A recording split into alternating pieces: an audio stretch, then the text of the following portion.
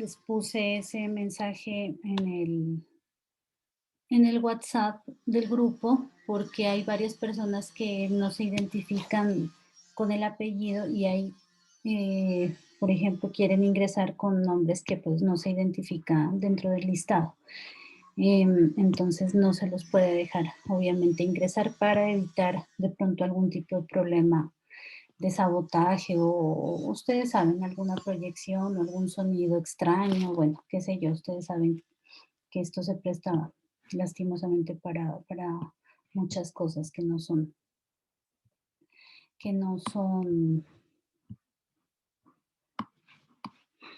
ay, no, caramba, que no son correctas pues dentro de la sala, de una sala de clase.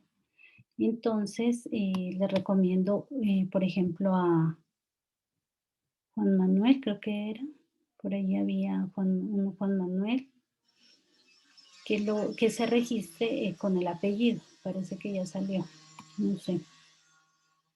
Pero siempre les recomiendo, por favor, que se registren con el apellido también. Bueno, entonces el video pues fue un poquito denso en el sentido de que tenía términos como muy técnicos, ¿sí?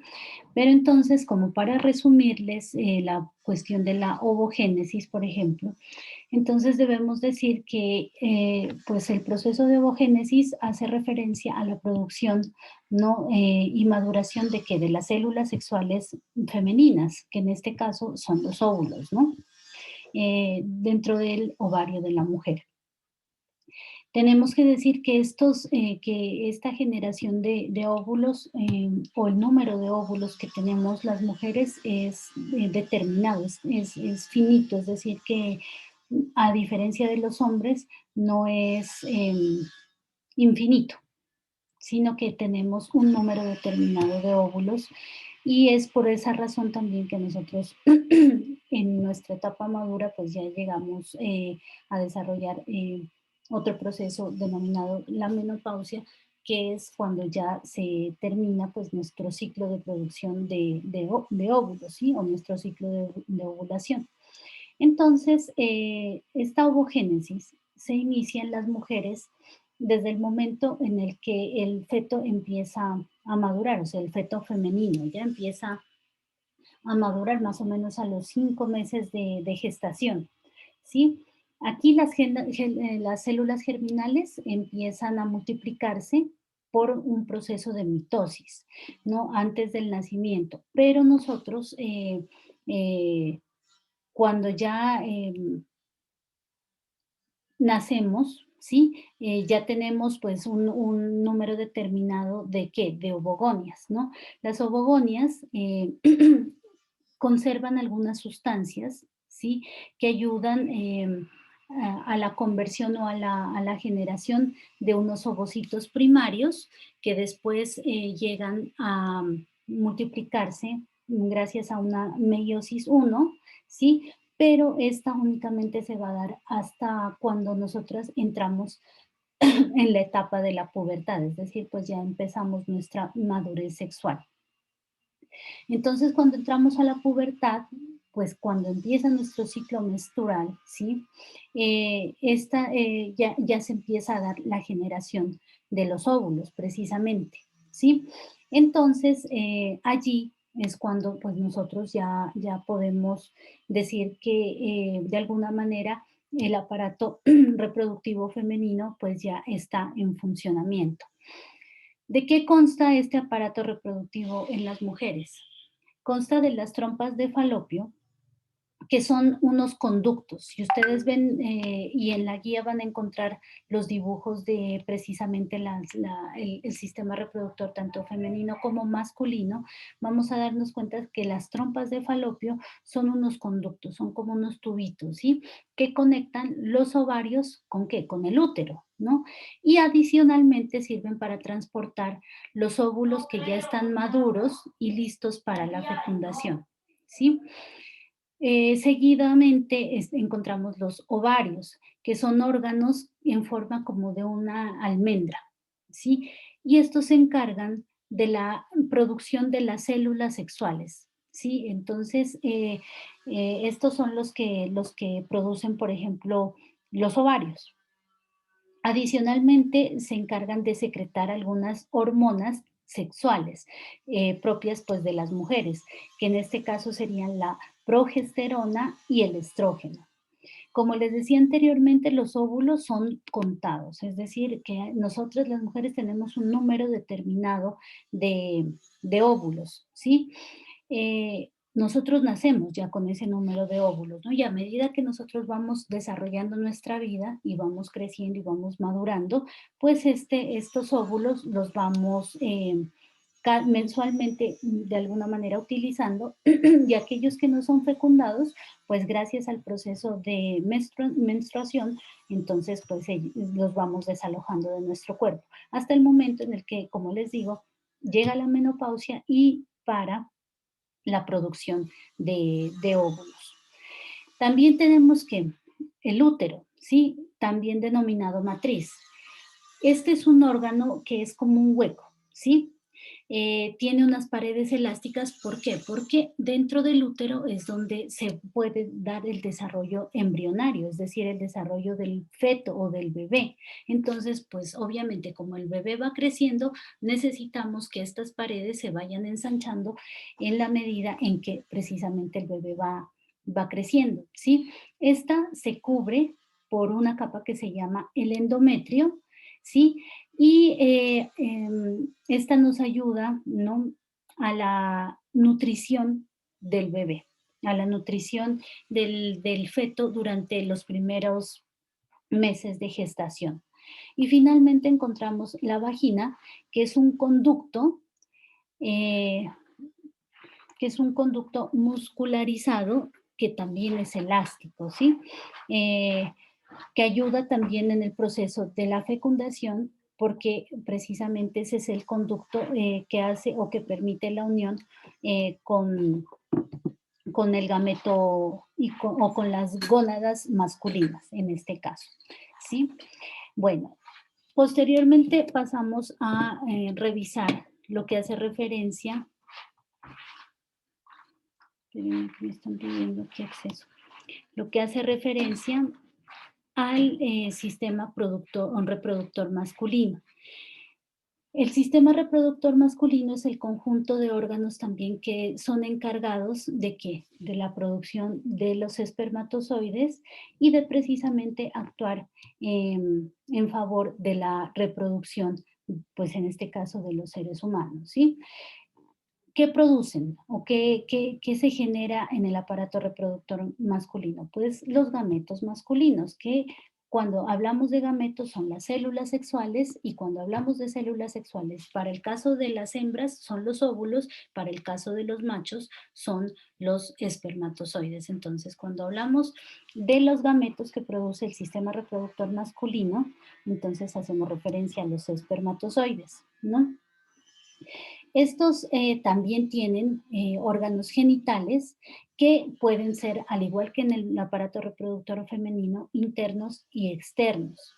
Los externos, pues obviamente nosotros sabemos que son los que se pueden mirar o se pueden detectar, pues fuera o sí, en el exterior del cuerpo, ¿sí? Estos, ¿cuáles serían? Por ejemplo, ¿no? El pene, el escroto, ¿sí?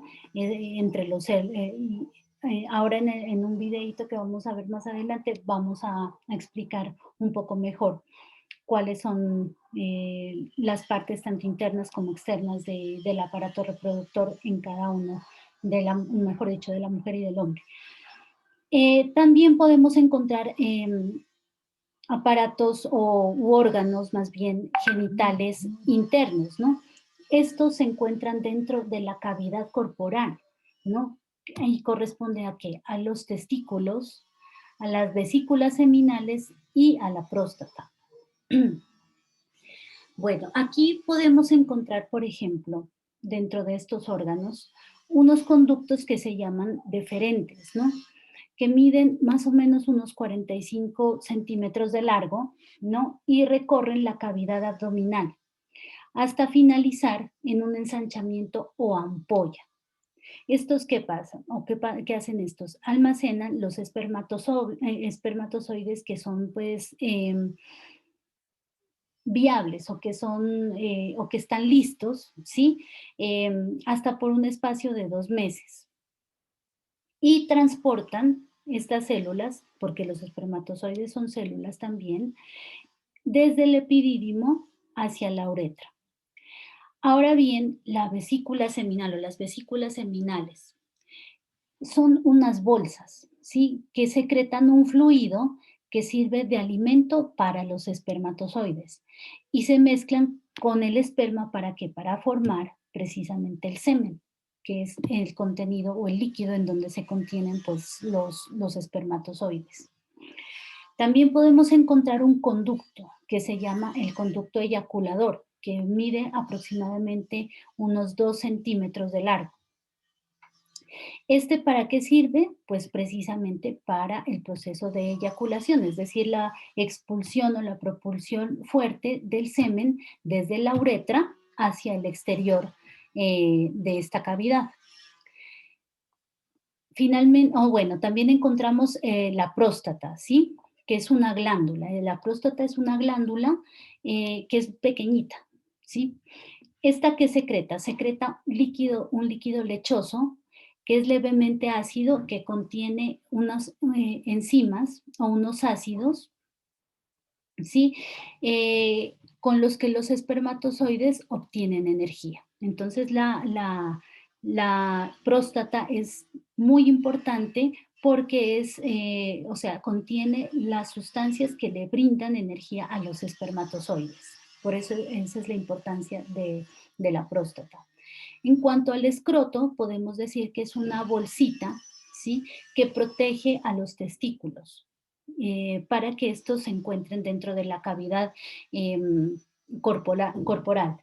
El escroto regula la temperatura, ¿sí? En los testículos los mantiene protegidos a una temperatura que le garantice precisamente que los espermatozoides estén, pues, bien alojados o haya una producción de espermatozoides adecuada, ¿sí? Porque estos también requieren unas temperaturas y unas condiciones características o especiales precisamente para que sean normales, para que la producción de espermatozoides sea normal.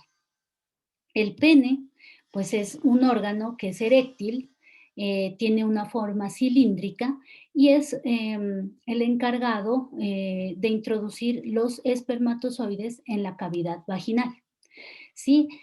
Y la uretra es una cavidad más o menos que mide unos 20 centímetros de largo y se cruza a través de la próstata, ¿no? Es un conducto, podríamos decir, que es un conducto compartido entre los sistemas reproductor y el urinario.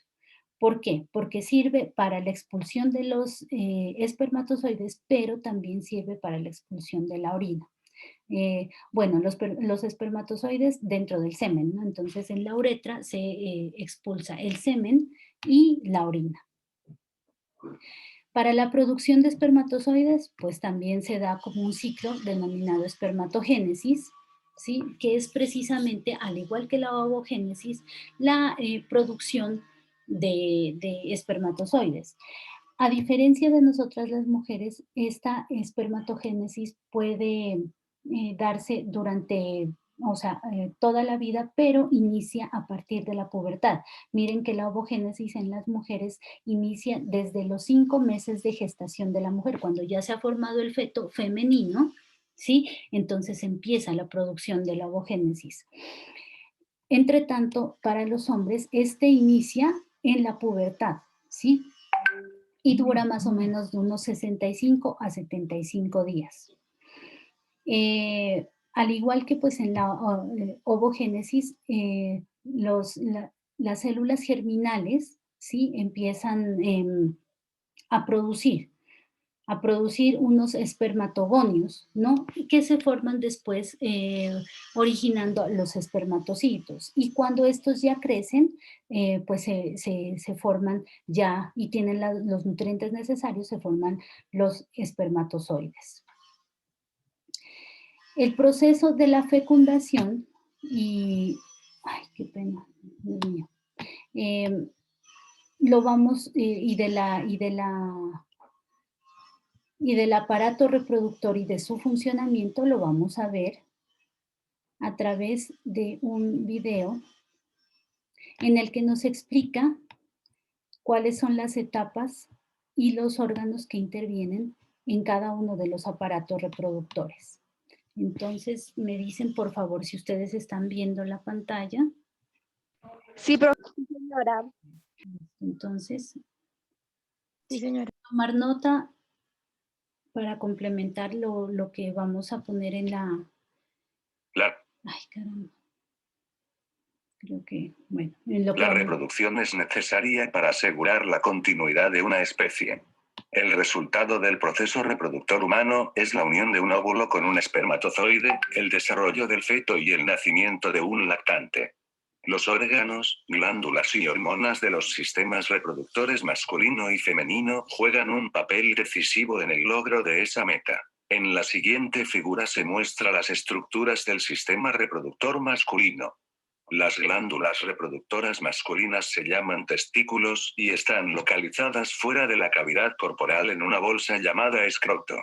Para el desarrollo de los espermatozoides se requiere una temperatura inferior a los 37 grados Celsius, que es la temperatura promedio del cuerpo.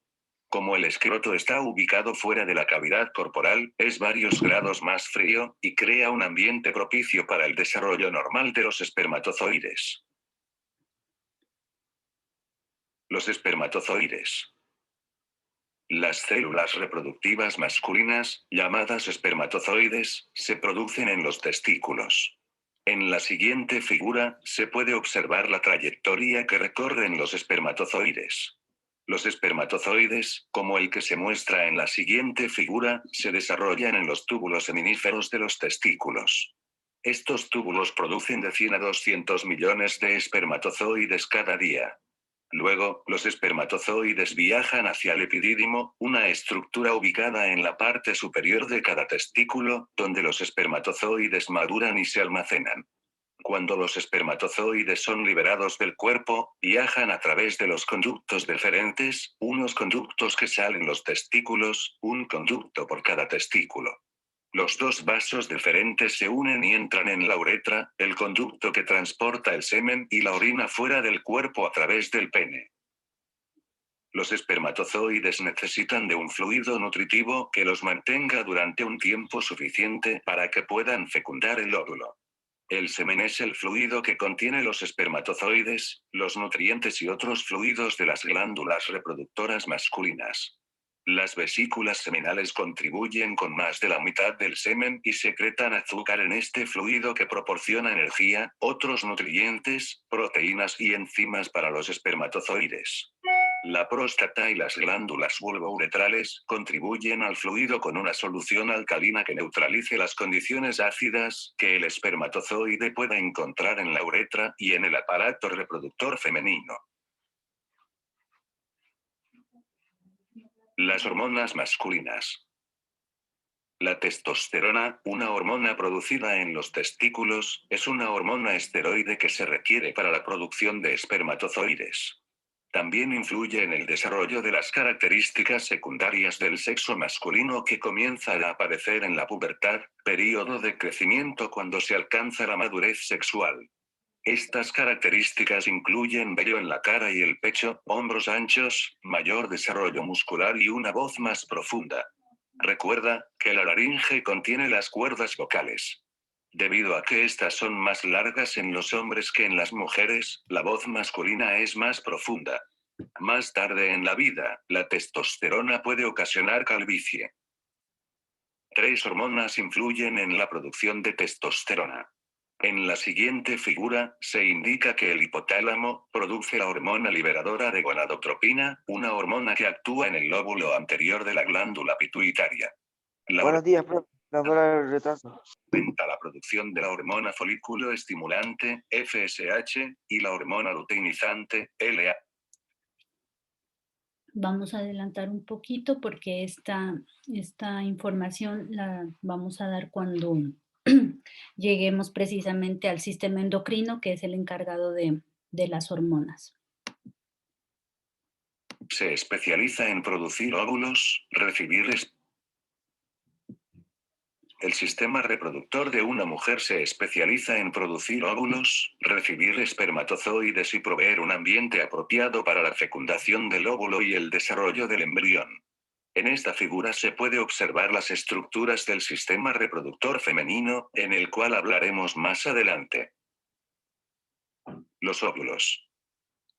Las células reproductoras femeninas, llamadas óvulos, se reproducen en los ovarios y se ilustran en la siguiente figura. Cada ovario es aproximadamente del tamaño de una almendra. Los ovarios contienen óvulos inmaduros llamados ovocitos. Alrededor de una vez cada 28 días, un ovocito es estimulado y se desarrolla y convierte en un óvulo. El óvulo está rodeado por células foliculares que le proveen protección y nutrición. Después que el óvulo es liberado del ovario, viaja a través del oviducto, un tubo que conecta con el útero. El útero, o matriz, tiene el tamaño de un puño humano y es donde se desarrolla un bebé antes de nacer. El cuello uterino, ubicado en la parte inferior del útero, tiene una abertura estrecha hacia la vagina.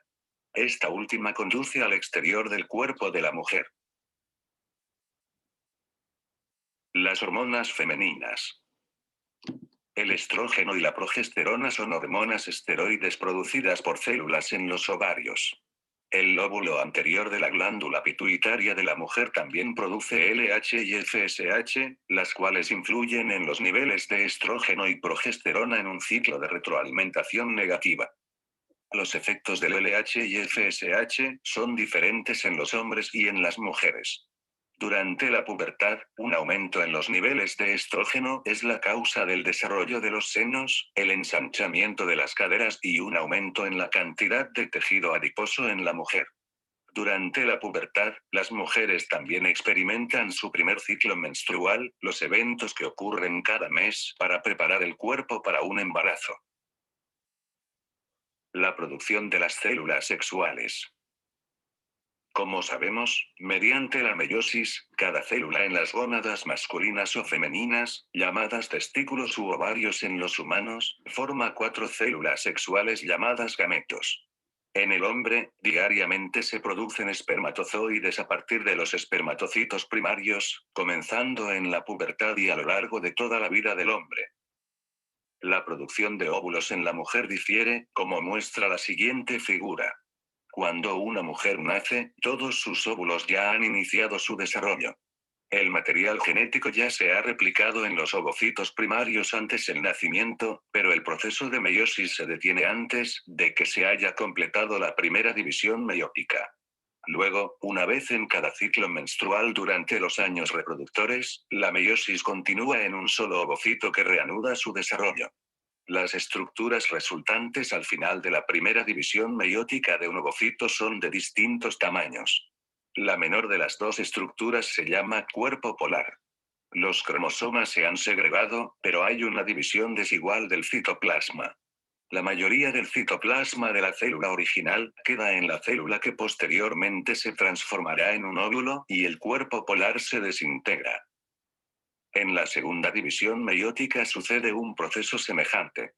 Durante la metafase de la segunda división meiótica, un óvulo se desprende a través de la pared del ovario en el proceso denominado ovulación. La segunda división meiótica se completa solo si ocurre la fecundación.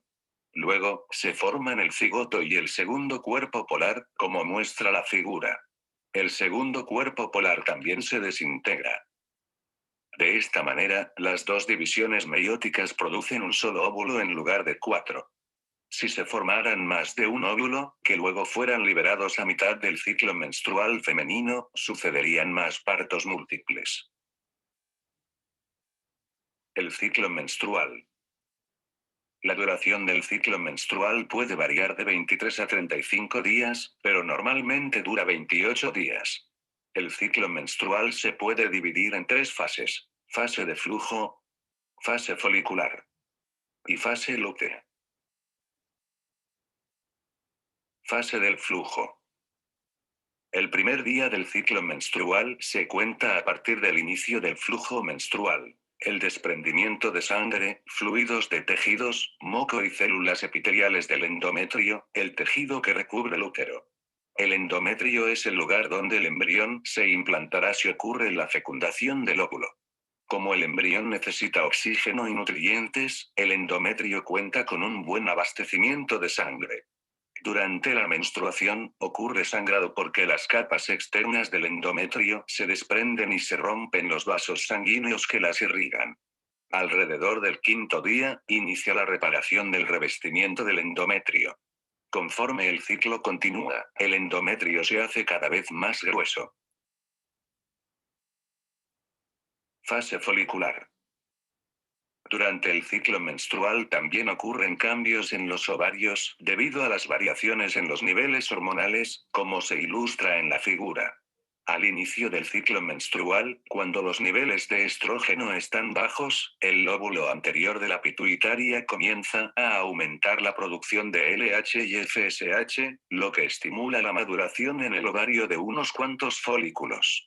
Luego, las células en los folículos comienzan a producir estrógeno y una pequeña cantidad de progesterona. Cada folículo contiene un óvulo inmaduro, un ovocito. Luego de casi una semana, generalmente solo queda un folículo en crecimiento. Este folículo restante continúa creciendo y secretando estrógeno, lo cual mantiene bajos los niveles de LH y FSH, un ejemplo de retroalimentación negativa. En el día 12, el elevado nivel de estrógeno causa que el lóbulo anterior de la glándula pituitaria libere una gran cantidad de LH. Esta liberación súbita de grandes cantidades de LH causa la ruptura del folículo y ocurre la ovulación. Fase lútea.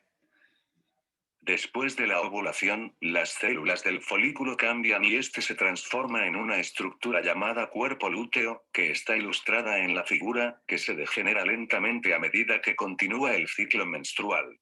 El cuerpo lúteo produce grandes cantidades de progesterona y una pequeña cantidad de estrógeno, lo cual permite mantener bajos los niveles de LH y FSH por medio de retroalimentación negativa. Recuerda que FSH y LH estimulan el desarrollo de nuevos folículos, pero cuando estas hormonas se mantienen en niveles bajos, se interrumpe temporalmente la maduración de nuevos folículos. Hacia el final del ciclo, el cuerpo lúteo se desintegra y cesa su producción de progesterona y estrógeno, ocasionando un rápido descenso en el nivel de estas hormonas. Este rápido descenso desencadena el desprendimiento del endometrio y el inicio de la fase de flujo de un nuevo ciclo menstrual. Si el óvulo es fecundado, no inicia un nuevo ciclo menstrual y suceden una serie distinta de eventos. Los niveles de progesterona permanecerán altos e incrementarán la irrigación de sangre al endometrio. El cuerpo lúteo no se degenerará ni disminuirán los niveles hormonales. El endometrio acumulará lípidos y comenzará a secretar un fluido rico en nutrientes para el embrión en desarrollo.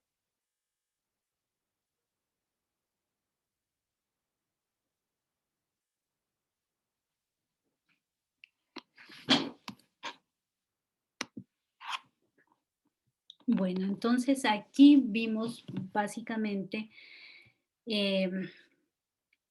la producción de las células sexuales masculinas y femeninas y el efecto que tendría una vez precisamente la célula masculina hubiese fecundado la célula femenina.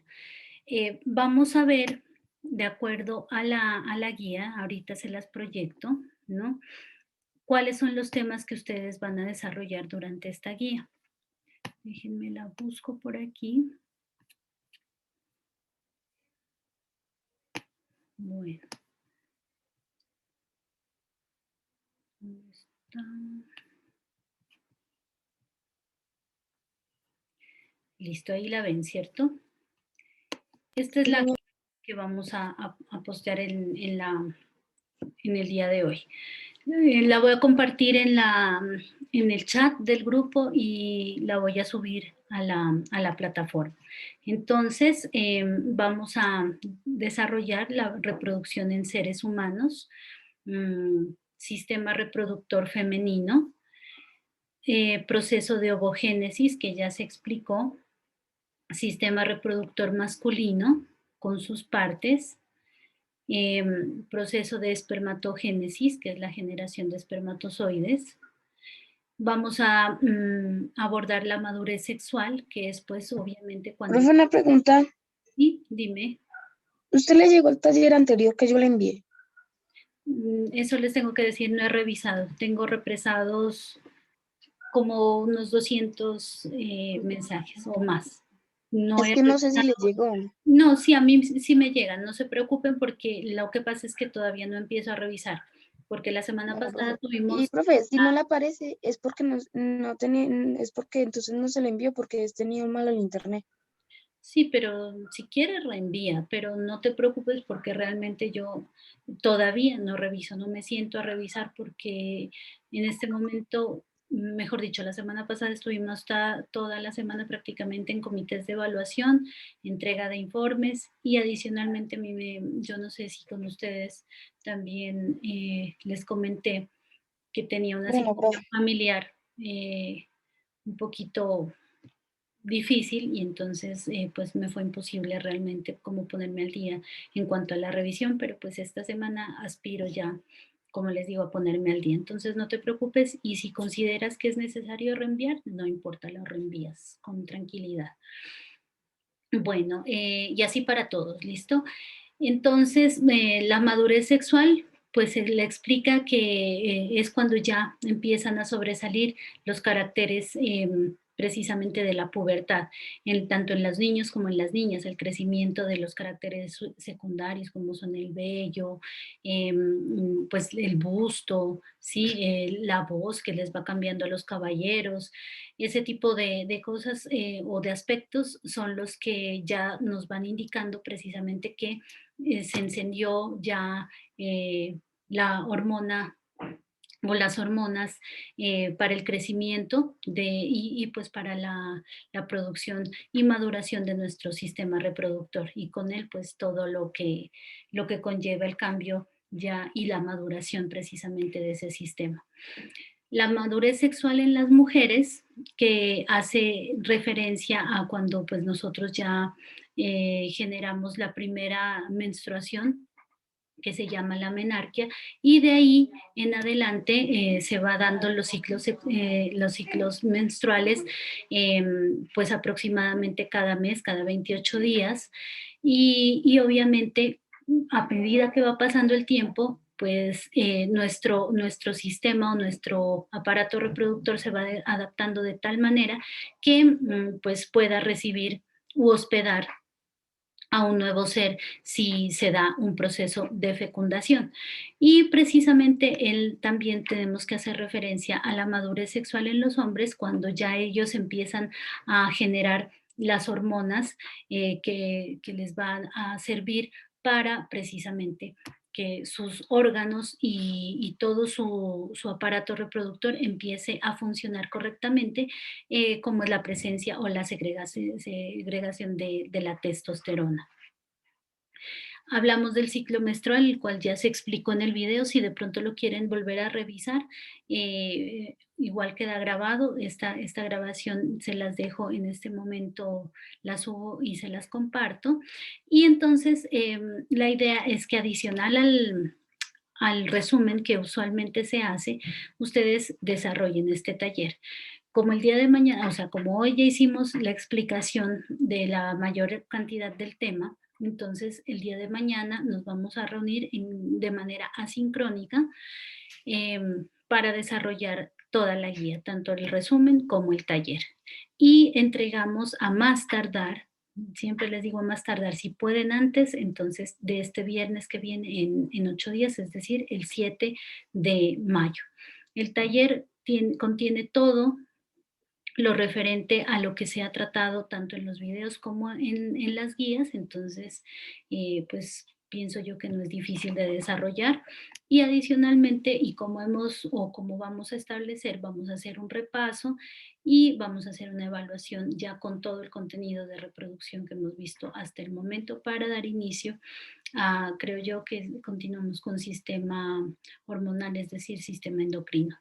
Eso, hijos. Entonces, pues ahorita ya se nos acaba la sesión. Ustedes también ya